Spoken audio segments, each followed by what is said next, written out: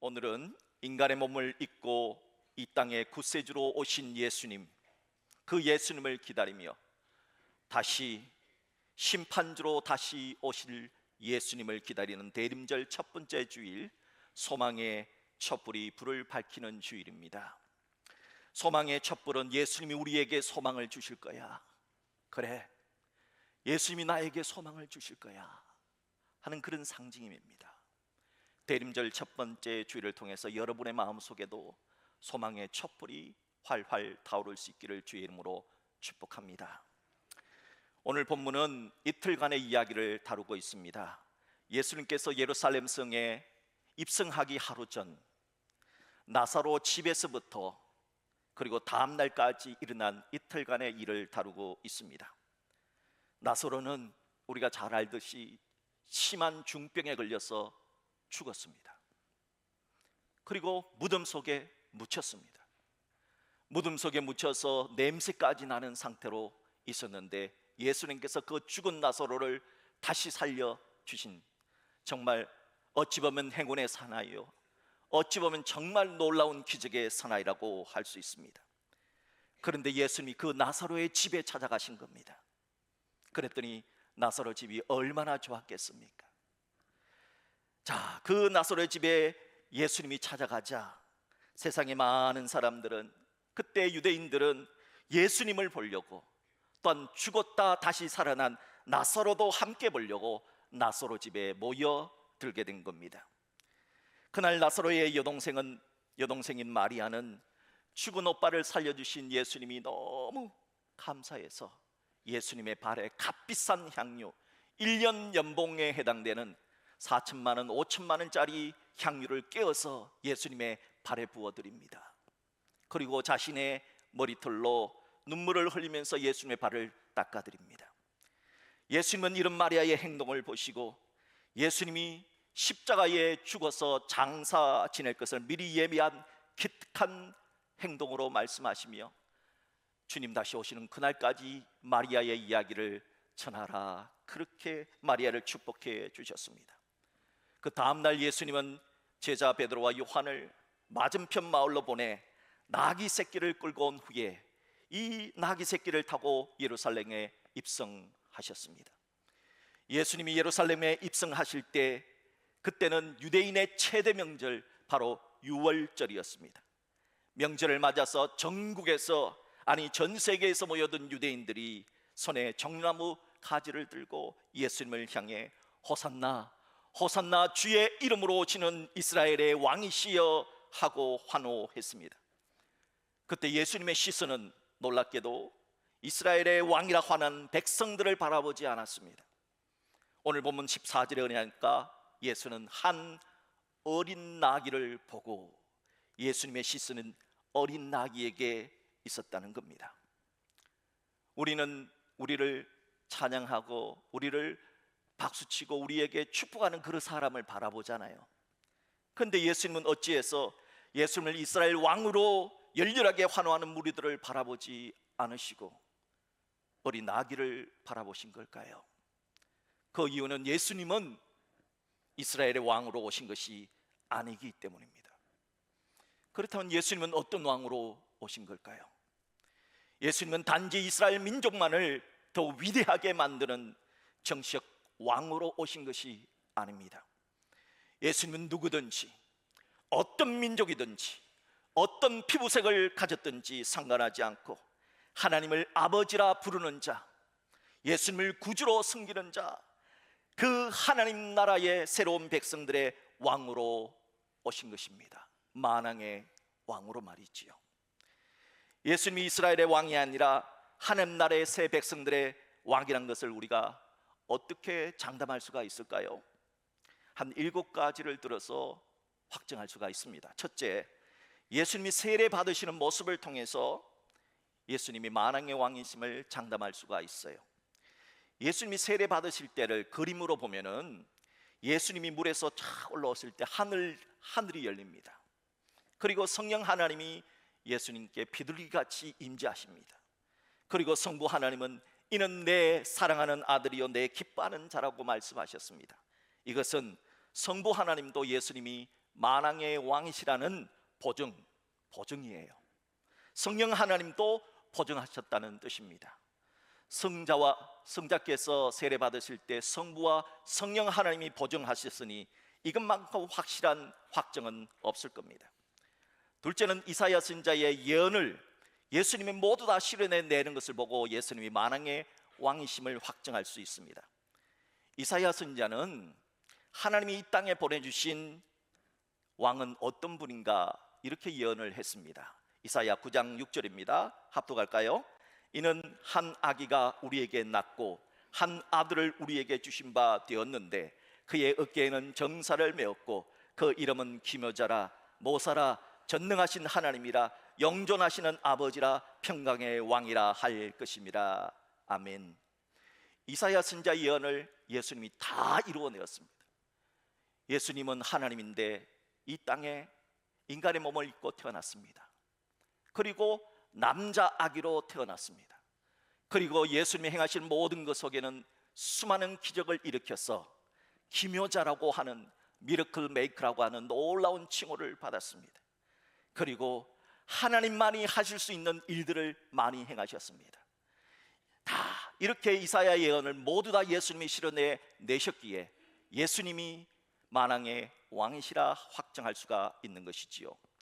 셋째는 예수님이 행하신 기적을 통해서 예수님이 만왕의 왕이심을 확정할 수가 있어요.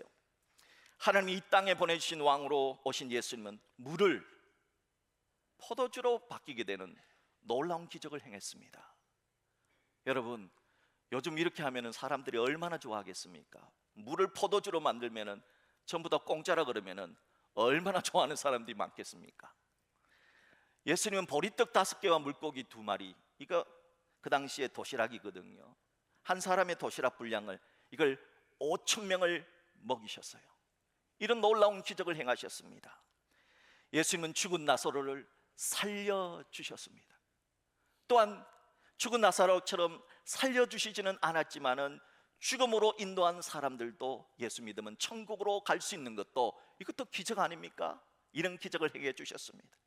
또한 당시 의학으로 고칠 수 없는 나병을 비롯한 각종 병든 자를 고쳐주시는 기적을 행해 주셨습니다. 여러분, 풍랑이는 바다를 향해 잠잠하라 하니까 바다가 말을 듣고 물결이 잠잠해집니다. 이러한 놀라운 기적들을 통해서 예수님이 하나님이 보내주신 만왕의 왕이라는 사실을 장담할 수 있습니다. 넷째는 예수 십자가와 부활을 통해서 예수님 왕이심을 장담할 수가 있습니다. 여러분, 어떤 신이 인간을 위해 죽습니까? 신이 인간을 위해 피 흘려 죽었다는 이야기를 들어본 적이 있습니까? 어떤 신이 인간을 위해서 피 흘려 죽고 지옥까지 내려갑니까? 예수님밖에 없습니다. 그러므로 예수님이야말로 진짜 우리들의 왕이라는 겁니다. 그리고 예수님은 죽으심으로 끝난 것이 아니라 3일 만에 부활하심으로 죽음조차 이기신 분이십니다. 죽음을 이기신 이분이야말로 하나님이 진짜 보내신 왕이라 하는 것을 확증할 수가 있는 것이지요. 예수님의 부활은 한두 사람이 목격자가 아닙니다. 무려 500명 이상의 목격자들이 있었습니다.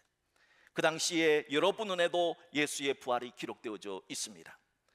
요한복음 18장을 보면은 그 당시에 유대 총독, 로마 제국에서 파송한 유대 총독이 빌라도입니다. 이 빌라도가 예수님께 이런 말을 합니다. 내가 유대인의 왕이냐? 그러자 예수님은 아니라고 대답을 해요. 내 나라는 이 세상에 속한 것이 아니니라. 그러자 빌라도는 그러면 내가 왕이 아니냐? 이렇게 묻자 예수님 또 왕이라고 대답해요. 내 말과 같이 내가 왕이니라. 예수님은 왜 이렇게 말을 했을까요? 예수님은 이스라엘 민족만의 하나님이 왕이 아니라는 겁니다. 예수님은 세계 모든 만방의 왕이시다 하는 것을 스스로 확증하신 것이지요. 다섯째는 예수님은 승천하셔서 하늘나라로 가셔서 지금 하나님 보좌 우편에 앉아 계시면서 지금도 우리를 위해 중보하고 기도하고 계심으로써 정말 우리들의 왕이심을 장담할 수가 있습니다. 마가복음 16장 19절을 보세요. 주 예수께서 말씀을 마치신 후에 하늘로 올려지사 지금 어디에 계십니까? 하나님 우편에 앉으시느라. 사도행전 7장 55절 56절도 보세요. 초대교회의 집사님이었던 스데반이 성령 충만하여 하늘을 우러러 주목하여 하나님의 영광과 및 예수께서 하나님 우편에 서신 것을 보고 말하되 보라 하늘이 열리고 인자는 예수님의 별명이거든요. 예수님이 하나님 우편에 서신 것을 보노라, 그렇게 말했습니다. 로마서 8장 34절도 보세요. 누가 정죄하리요? 죽으실 뿐 아니라 다시 살아나신 이는 그리스도 예수니 그는 하나님 우편에 계신 자요. 지금 뭐하고 계십니까? 예수님이 우리를 위하여 뭐 하신다고요? 간구하신다. 우리를 위해서 지금도 기도하고 계시다는 거예요. 여러분, 살았을 때도 우리를 위해서 그 고난과 그 고통을 당해주신 그 예수님이 지금도 하나님 우편에서 우리를 위해서 기도하고 계신다. 이분이야말로 진짜 우리들의 왕이 아니냐 하는 겁니다. 여섯째는 겁쟁이 제자들의 변화를 통해서 예수님이 만왕의 왕이심을 증거할 수가 있습니다. 예수님의 제자들은 예수님이 부활하기 이전에는 겁쟁이들이었습니다. 왜냐하면 너무 두려웠습니다.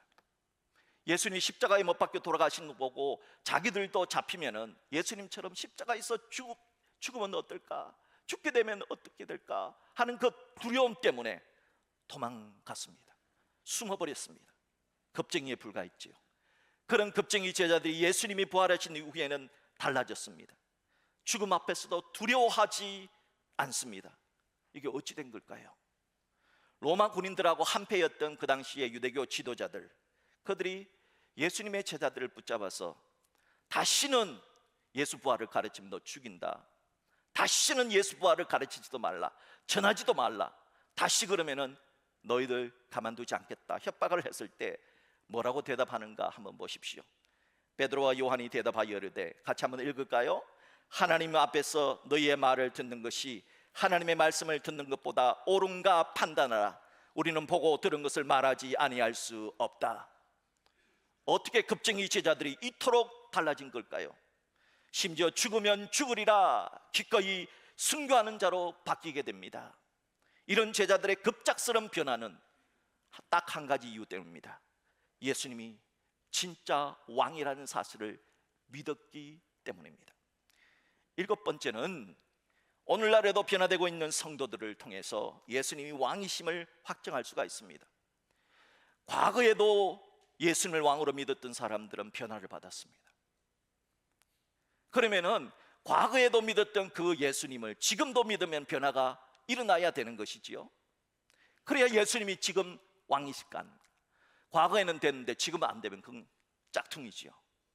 오늘날에도 전 세계의 예수를 믿는 사람들 중에 특별히 요즘에는 인도나 아프리카 같은 이제 힘들고 어려운 나라를 가난 나라들의 복음이 전해지면 그곳에 정말 많은 기적이 일어납니다. 이번에 다니엘 기도회를 통해서도 인도에서 그 선교사님이, 그 목사님이 뭐라고 그래요? 지금도 정말 놀라운 기적들이 일어나고 있다는 겁니다. 이 예수님의 위대한 사랑과 은혜를 통해서 변화되는 놀라운 역사, 간증하는 간증의 주인공들이 곳곳에서 나타나고 있다는 것은 지금도 예수를 믿음으로 변화되는 그 사람들 때문에 예수님이 왕이심을 확증할 수 있다는 것이지요. 자, 그렇다면 예수님이 이스라엘의 정식 왕이 아니라면은 과연 어떤 왕일까요? 우리가 누가복음 19장을 보면 꽤 흥미로운 기사가 기록되어져 있어요. 예수님이 제자 베드로와 요한에게 저 맞은편 마을로 가서 나귀 새끼를 풀어서 끌고 오라 그럽니다. 보통 이렇게 심부름을 시키면은 돈을 주고 뭐 사오라 그러잖아요. 야, 너 저 바깥에 가가지고 뭐 사과 2개 사오느라 이렇게 얘기하잖아요. 자, 이거는 이제 탈 것이니까 오늘날로 말하면 렌트카예요. 여러분, 렌트카를 빌리려면 돈을 주고 빌려야 되죠. 근데 예수님 돈을 안 줘요. 그런데 사가지고 오라는 거예요. 빌려오라는 거예요. 그냥 빌려오라는 말도 없어요. 그냥 끌고 오라는 겁니다. 자, 그냥 나귀 새끼를 풀면은 주인이 뭐라 그럽니까? 어찌하여 푸느냐 묻거든 이렇게 말하라고 합니다. 주가 쓰시겠다. 정말 이상하잖아요. 상식적으로 봐도 이게 정말 이상하잖아요. 아니, 예수님이 누구시길래 그 주인한테 주가 쓰시겠다 이렇게 말하면은 그냥 풀어준다는 겁니까? 제자들도 분명히 이상하게 여겼지만 예수님이 말씀하시니 그대로 했습니다. 정말 나귀 새끼를 풀어서 끌고 오려고 했을 때 주인이 나타났어요. 당신들 뭐 하는 사람이요?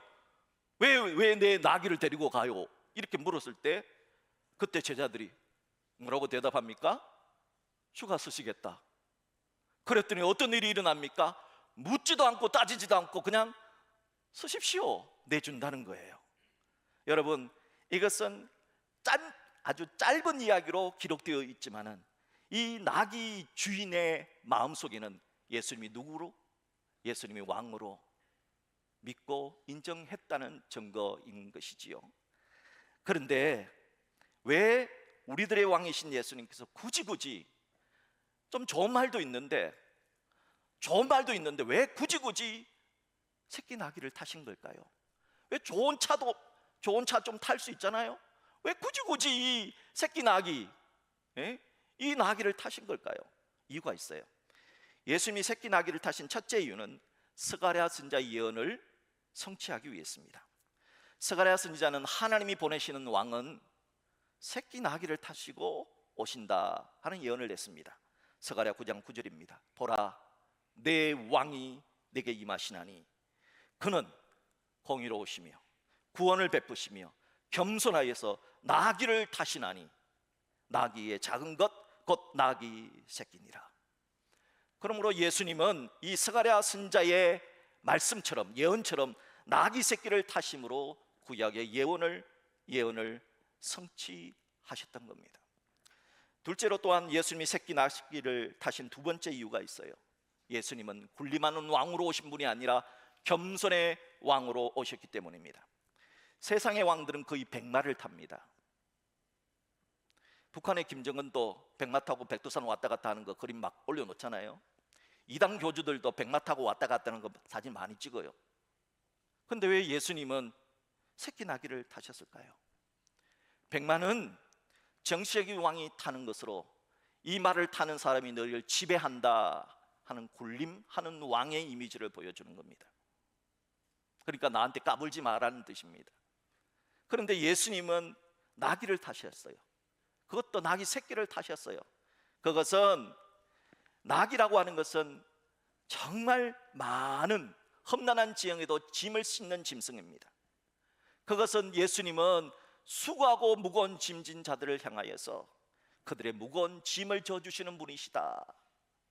인류의 수고하고 무거운 짐을 대신 져주시는 분이시다 하는 겸손의 왕으로 오셨다는 사실을 드러내 보여주신 것입니다. 바라기는 우리 믿는 자들의 왕이신 예수님은 백마를 타지 않았다는 것을 기억하십시오. 백마 타고 군림하지 않았다는 것, 어미 나귀를 타신 것도 아닙니다. 나귀 새끼를 타신 겸손의 왕이심을 기억하시고 우리들도 예수님처럼 겸손할 수 있기를 주님의 이름으로 축복합니다. 특별히 스가랴 9장 9절은 새끼 나귀를 타시고 오신 겸손의 왕으로 오신 예수님이 믿는 자들에게 구원을 주신다 예언했습니다. 우리 다 같이 스가랴 9장 9절 말씀 다 같이 한문도 합독하겠습니다. 시온에 따라 크게 기뻐할지어다. 예루살렘에 따라 즐거이 부를지어다. 보라, 내 왕이 내게 임하시나니 그는 공의로우시며 구원을 베푸시며 겸손하여서 나귀를 타시나니 나귀의 작은 것 곧 나귀 새끼니라. 나귀 새끼를 타신 겸손의 왕이 구원을 베풀어 주신다는 겁니다. 백마를 탄 왕은 구원을 주지 못해요. 멋진 백마를 타고 천하를 호령하며 그리고 이 세상에 떵떵거리는 세상의 왕들은 그 권세가 아무리 대단할지라도 우리를 하나님의 아들, 딸 되게 할 수가 없습니다. 우리를 천국에 가게 할 수도 없습니다. 하지만 나귀 새끼를 타신 겸손의 왕 예수는 죄가 하나도 없는 분입니다. 절대 의를 가지고 계신 분이기 때문에 어떤 죄인이라 할지라도 그 예수를 믿고 회개하면 예수님의 절대 의를 우리에게 나누어 주심으로써 우리의 죄는 가져가시고 우리에게 의를 더해 주심으로 우리가 하나님의 아들이 되고 딸이 될 수가 있는 겁니다. 그 내용이 바로 로마서 1장 17절에 복음에는 하나님의 의가 나타났다라는 말씀입니다.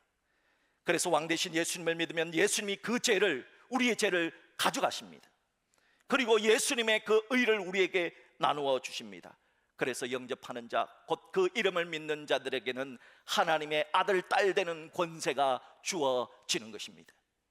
그래서 성령 충만했던 사도 베드로가 십자가에 못 박아 죽인 예수님이 바로 유대인 너희들이 십자가에 못 박아 죽인 예수님이 하나님이 보내주신 주님이요 그리스도다라고 하는 설교를 했을 때 예수님을 십자가에 못 박으라고 소리쳤던 수많은 사람들이 뒤늦게 후회를 합니다. 그러면서 이렇게 묻지요. 그러면 우리가 어찌할꼬? 우리가 이미 예수님을 십자가에 못 박아 죽였는데 그러면 우리가 어찌할꼬? 라고 했을 때 사도 베드로가 이렇게 말합니다. 합독할까요? 너희가 회개하여 각각 예수 그리스도의 이름으로 세례를 받고 죄사함을 받으라. 그리하면 성령의 선물을 받으리니 이 약속은 너희와 너희 자녀와 모든 먼 데 사람 곧 주 우리 하나님이 얼마든지 부르시는 자들에게 하신 것이라 했던 겁니다. 또한 사도 바울께서 빌립보 감옥의 간수들이 자살을 할 정도로 무서워 벌벌 떨었던 때가 있습니다. 그때 이 사도 바울에게 묻습니다. 선생들이여, 내가 어떻게 하면 구원을 얻을 수가 있겠습니까? 이 빌립보 감옥의 간수들은요, 자살하기 직전에 이렇게 물었던 겁니다. 자살 직전에. 그때 사도 바울이 뭐라고 대답했습니까? 같이 합독할까요? 주 예수를 믿으라. 그리하면 너와 내 집이 구원을 받으리라. 예수를 믿으면 너도 구원받고 너의 가정도 구원받을 수 있다 가르쳐 주신 것입니다. 그러므로 왕 되신 예수님께서는 예수님을 주로 믿는 자들에게 구원을 주십니다. 예수님 덕분에 천국 갈 수 있게 되는 것입니다. 우리가 잘나서 천국 가는 것이 아니라 예수님 덕분에 천국 가는 겁니다. 그러므로 우리 믿는 자들의 유일하신 왕은 오직 예수 밖에는 없습니다. 이제 프랑스 혁명과 나폴레옹 그리고 음악의 천재 베토벤에 관한 이야기로 오늘 말씀을 맺고자 합니다. 전 세계사에서 전 세계에 영향을 미친 오늘날 민주주의의 기초가 된 혁명이 있습니다. 바로 그 유명한 1789년에 일어난 프랑스 대혁명입니다. 이 프랑스 대혁명은 인간왕이 다스리는 왕정, 절대 왕정을 무너뜨린 혁명입니다. 봉건 영주들이 백성을 착취하고 다스렸던 봉건 제도를 무너뜨린 혁명입니다. 인간 왕이 다스리는 나라에서 이제는 백성들이 자유와 평등과 박애주의의 이념으로 민주주의가 시작된 것이 바로 이 프랑스 대혁명이라고 할 수 있습니다. 이 프랑스 대혁명 때 아주 눈부실 정도로 두각을 나타냈던 젊은 장교가 한 명 있었습니다. 그 장교가 바로 나폴레옹입니다. 이 나폴레옹이 그 당시에 얼마나 대단했느냐, 그 옆에 있었던 나라 독일은 이미 기독교 국가잖아요. 그러니까 기독교 국가는 인간왕을 섬기지 않습니다. 하나님만을 왕으로 섬기는 거죠. 근데 이 천재음악가였던 이 베토벤이 진짜 왕은 예수님이시다, 왕이신 예수님을 제하고는 인간왕은 이 땅에 필요 없다는 생각을 가지고 있었던 분입니다. 그래서 이 민주주의를 발전시켜 나갈 지도자로 나폴레옹 너무 훌륭하다 하면 정말 나폴레옹을 존경했습니다. 그래서 이 베토벤이 나폴레옹을 위해서 무려 5년간 혼신을 다해서 곡을 하나 만들었어요. 그게 바로 보나파트라 교향곡입니다. 이 보나파트라는 나폴레옹의 이름이거든요. 그 사람의 이름을 따라서 교향곡을 만들 정도였습니다. 그리고 나폴레옹에게 이 존경과 감사의 뜻을 전하고자 기다리고 있었습니다. 그런데 1804년 어느 날 나폴레옹이 황제가 되었답니다. 나폴레옹이 황제가 되어버린 겁니다. 왕의 독재를 끝내고 이제 민주주의를 실천한 나폴레옹이 스스로 독재자가 되고 왕이 되었다는 소식에 이 베토벤은 화가 머리끝까지 올랐던 겁니다. 그리고 나폴레옹을 위해서 작곡했던 그 보나파트라 이 교향곡의 표지를 다 찢어버립니다. 인간왕은 믿을 수 없다고, 우리의 영원하신 왕은 한 분 예수밖에 없다고 말했던 겁니다. 사랑하는 성도 여러분, 이 세상의 왕들 중에 우리를 의롭게 해서 하나님의 아들, 딸 만들어줄 수 있는 왕이 있습니까? 없습니다. 이 세상의 왕들 중에 우리를 죄에서 구원해서 우리를 천국으로 갈 수 있게 하는 왕이 있습니까? 없지 않습니까? 그러나 나귀 새끼를 타고 오신 왕 예수 그리스도는 우리를 의롭게 하여 하나님의 아들로 딸로 만들어줄 수 있는 분이십니다. 우리의 왕이신 예수님은 우리를 죄에서 구원하여 우리 같은 사람도 천국 들어갈 수 있도록 해 주실 수가 있습니다. 그래서 오늘 본문은 보라, 너희 왕, 우리의 왕입니다. 우리의 왕은 누구십니까? 나귀 새끼를 타고 오신다. 여러분, 백마를 탄 왕들을 왕으로 섬기지 마십시오. 나귀 새끼를 타고 오신 예수님만이 우리의 왕이십니다. 대림절은 우리를 의롭게 만들어 가시는 왕, 우리에게 구원을 주시는 왕이신 예수님을 기뻐하고 찬양하고 다시 오실 왕 되신 예수님을 기다리는 절기입니다. 바라기는 나귀 새끼를 타고 겸손의 왕으로 오신 예수님을 기뻐하고 노래하는 아름다운 대림절, 예수님처럼 자신은 겸손하게 낮추고 남은 의롭게 높여주는 그런 대림절이 될 수 있기를 겸손의 왕으로 오신 예수 그리스도의 이름으로 축복합니다.